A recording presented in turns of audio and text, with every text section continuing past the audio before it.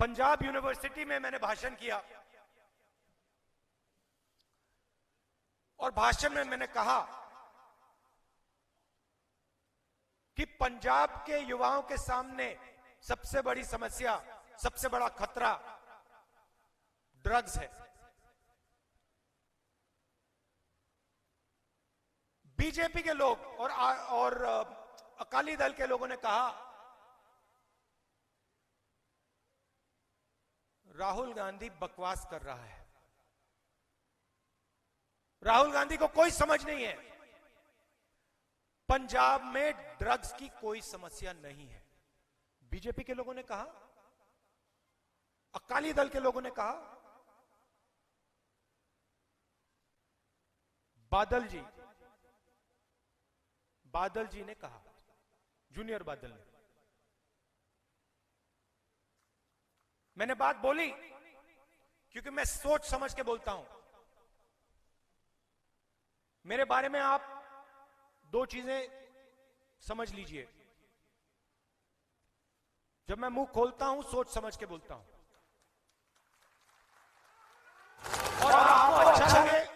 और आपको अच्छा लगे या खराब लगे, मैं इस स्टेज से झूठे वायदे नहीं करूंगा। आप मुझे मतलब 24 घंटे बोलो राहुल जी जाके झूठा वायदा कीजिए, मैं नहीं करूंगा। मुझे उसमें इंटरेस्ट ही नहीं है। झूठे वायदे सुनने हैं, बहुत सारे लोग आपको झूठे वायदे कर देंगे। मोदी जी हैं, बादल जी हैं, केजरीवाल जी हैं, लिस्ट है। मुझे सिखाया गया है मुंह खोलने से पहले सोचकर समझकर मुंह खोलो, और जब मुंह खोलो तो सच बोलो, झूठ नहीं बोलो। ये हिंदुस्तान में अलग अलग लोगों ने कहा है। गुरु नानक जी जो पंजाब को, पूरी दुनिया को रास्ता दिखाया, जिन्होंने पंजाब को पूरी दुनिया को रास्ता दिखाया, जिनसे मैं भी बहुत सीखा हूं, रोज सीखता हूं, उन्होंने भी यही दो बातें बोली थी। मुंह खोलने से पहले सोचकर समझकर, अहंकार को मारकर मुंह खोलो, और जब मुंह खोलोगे तो सच्ची बात करो। ये गुरु नानक देव जी ने रास्ता दिखाया है। कोरोना आया, पार्लियामेंट के सामने खड़े होकर मैंने कहा, जैसे मैंने पंजाब यूनिवर्सिटी में कहा था, वैसे मैंने कोरोना के समय कहा, हिंदुस्तान को भयंकर चोट लगने जा रही है। लाखों लोग मरने जा रहे हैं। दिल्ली की सरकार से, हिंदुस्तान की सरकार से एक बार नहीं, अनेक बार मैंने कहा, नुकसान होने जा रहा है, तैयारी करो। वेंटिलेटर, ऑक्सीजन सिलेंडर, इन चीजों को तैयार करो। आंधी आने वाली है, तूफान आने वाला है। मजाक उड़ाया। एक तरफ मैं कह रहा हूं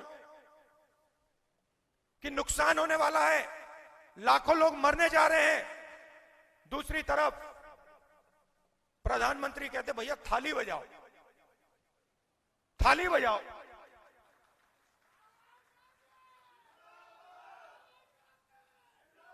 थाली बजाने के बाद कहते हैं भाइयों और बहनों अब मोबाइल फोन की लाइट चमकाओ। और जो व्यक्ति सच बोल रहा है, जो पूरे देश को बता रहा है कि यहां पे जबरदस्त नुकसान होने वाला है, उसका बीजेपी के लोग, प्रधानमंत्री अमित शाह, ये सब आम आदमी पार्टी के लोग, अकाली दल के लोग कह रहे नहीं, इसको कोई समझ नहीं है।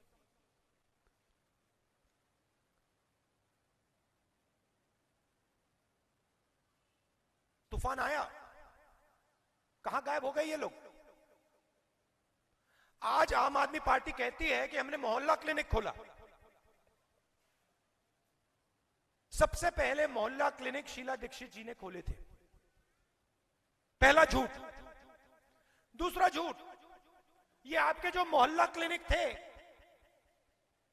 ये कोविड के समय कहां गायब हो गए?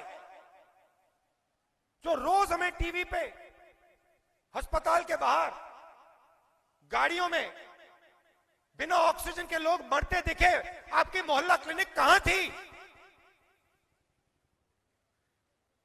वो ऑक्सीजन के सिलेंडर कहां थे? वेंटिलेटर कहां थे?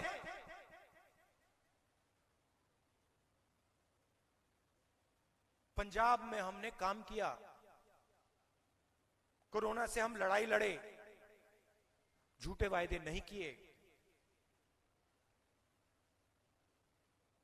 और आज मैं आपसे कह रहा हूं, मैंने ड्रग्स के बारे में कहा, मजाक उड़ाया गया। कोरोना के बारे में कहा, मजाक उड़ाया गया। नोटबंदी के समय मैंने बोला हिंदुस्तान की अर्थव्यवस्था को बर्बाद कर दिया है। आपको याद होगा नरेंद्र मोदी जी ने कहा था मुझे फांसी से लटका देना।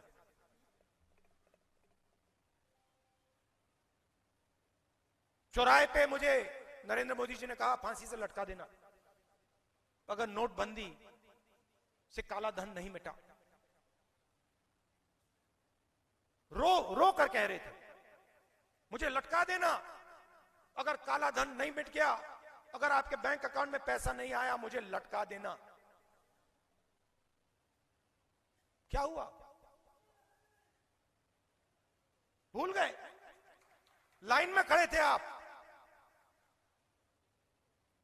लाइन में खड़े थे, हम सब लाइन में खड़े थे। अजीब सी दुनिया है। काले धन मिटाने की बात की, हिंदुस्तान के सब गरीब, किसान, मजदूर, छोटे दुकानदार, वो लाइन में खड़े बैंक के सामने। और अरबपति, एक अरबपति लाइन में नहीं खड़ा। मतलब अरबपतियों के पास 500 रुपए और 1000 रुपए का नोट नहीं था क्या? आपने देखा आपकी लाइन में कोई अरबपति खड़ा था? एक खड़ा था? नहीं। तो क्या उनके पास पैसा नहीं था क्या? उनके पास 500 रुपए 1000 रुपए के नोट नहीं थे क्या?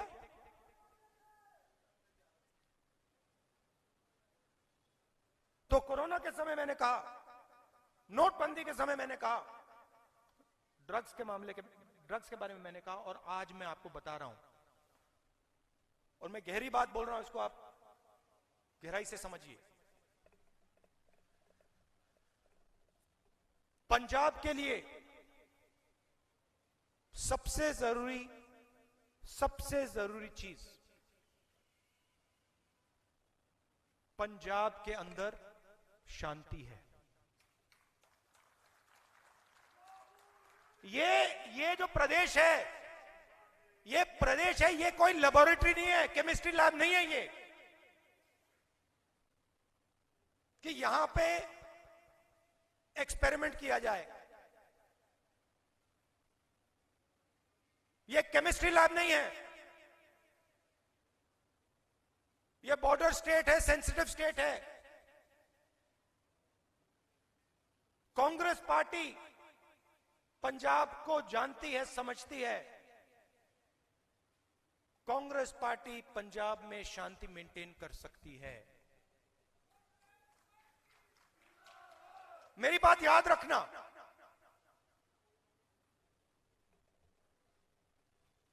ये जो वायदे कर रहे हैं आपसे, एक बार मौका दो, ये बर्बाद कर देंगे पंजाब को, आग लग जाएगी पंजाब में। याद रखना मेरी बात।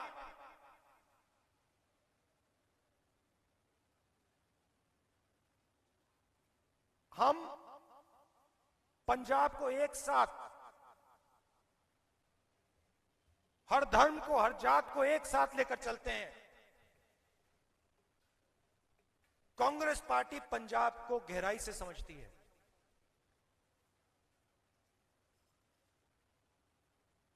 हमारे यहां हजारों वर्कर शहीद हुए हैं। हम हिंसा को समझते हैं और हम जानते हैं कि अगर पंजाब में शांति चली गई तो पंजाब का कुछ नहीं बचा और हम मर जाएंगे, मगर पंजाब से शांति को नहीं जाने देंगे।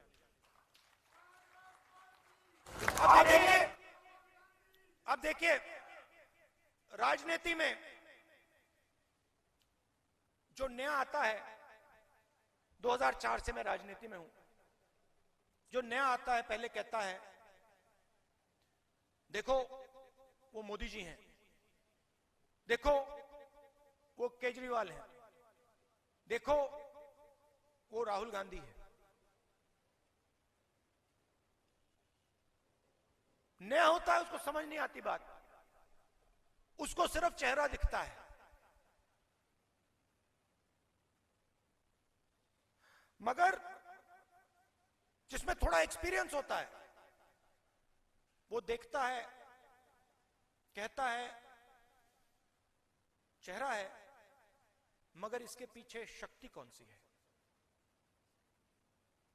भाइयों और बहनों, मैं यहां खड़ा हूं, आप ये सवाल पूछिए इस व्यक्ति के पीछे शक्ति कौन सी है। नरेंद्र मोदी खड़े हैं, आप उनका चेहरा मत देखिए, आप ये सवाल पूछिए ये जो व्यक्ति खड़ा है इसके पीछे कौन सी छुपी हुई शक्तियां हैं, यह सवाल पूछिए। और फिर उसके जो एक्शंस हैं, वो जो करता है, उनको देखिए, फिर आपको राजनीति समझ आएगी। अब आप देखिए उदाहरण, नरेंद्र मोदी खड़े हैं, नरेंद्र मोदी जी कहते हैं नोटबंदी करूंगा। क्या नरेंद्र मोदी जी के पीछे गरीबों की शक्ति है? ना, गरीबों को तो नुकसान हो रहा है। नरेंद्र मोदी जी 3 बिल लाते हैं, काले बिल, किसानों की जिंदगी को बर्बाद करने वाले बिल। भाइयों और बहनों, वो एक व्यक्ति नहीं है, उस व्यक्ति के पीछे शक्तियां हैं, छुपी हुई, दिखती नहीं है, छुपी रहती हैं। आपको लगता है देखो कितने अच्छे कपड़े पहने मोदी जी ने, कितना अच्छा भाषण करते हैं, आप सोचते हो तो एक व्यक्ति है। ना ना ना ना ना ना, व्यक्ति नहीं है, शक्ति है। शक्ति के, व्यक्ति के पीछे शक्ति कौन सी है?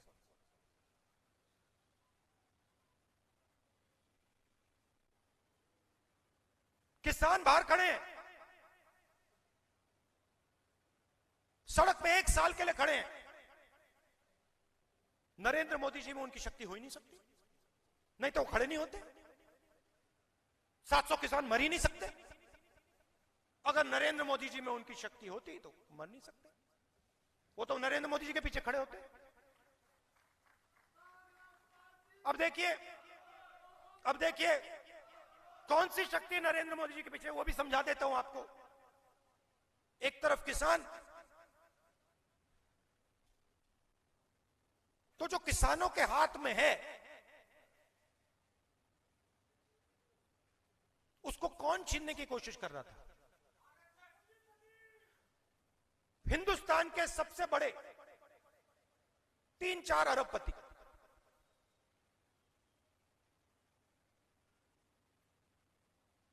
अरबपति, कहते हैं किसानों के पास, किसानों के खेतों में, सरकारी वेयरहाउसेस में बहुत धन है, हमें यह धन चाहिए। छुपी हुई शक्ति नरेंद्र मोदी जी के पीछे। केजरीवाल आते हैं। अब आप सोचिए इस व्यक्ति के पीछे कौन सी शक्तियां छुपी हैं। अगर आप उस बात को समझ जाओगे, अगर आप शांति से आंख बंद करके समझ जाओगे कि केजरीवाल जी के पीछे कौन सी शक्ति छुपी है, आपको पंजाब की राजनीति समझ आ जाएगी। अब देखिए, ड्रग्स की बात हुई।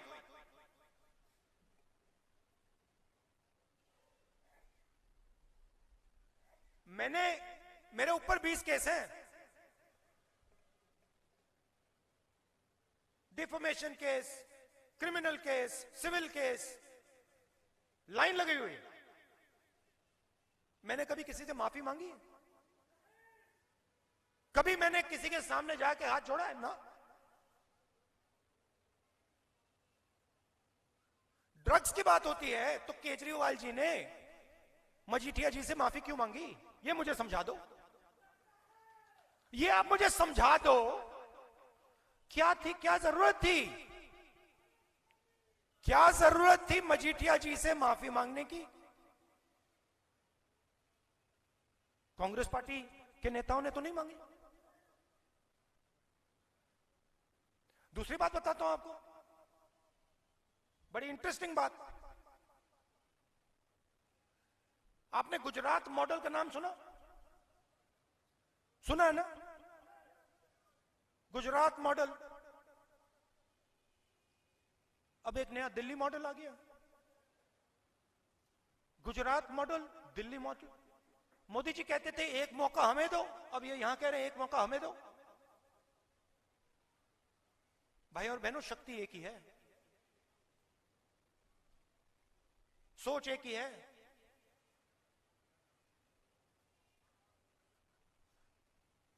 चन्नी जी को चीफ मिनिस्टर बनाया, क्या गलती की मैंने?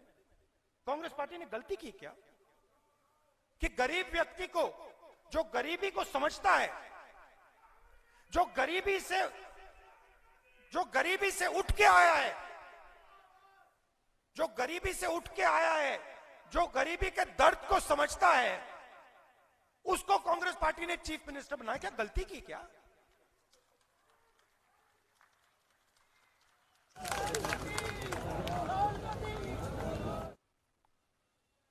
क्यों? क्योंकि हम चाहते हैं कि जो हमारा चीफ मिनिस्टर हो उसके पीछे गरीबों की शक्ति हो। बात समझे? हम ये नहीं चाहते कि हमारा चीफ मिनिस्टर हो और उसके पीछे किसी बड़े उद्योगपति की शक्ति हो ना। हम चाहते हैं कि पंजाब का गरीब व्यक्ति जो है, किसान है, मजदूर है, छोटा दुकानदार है,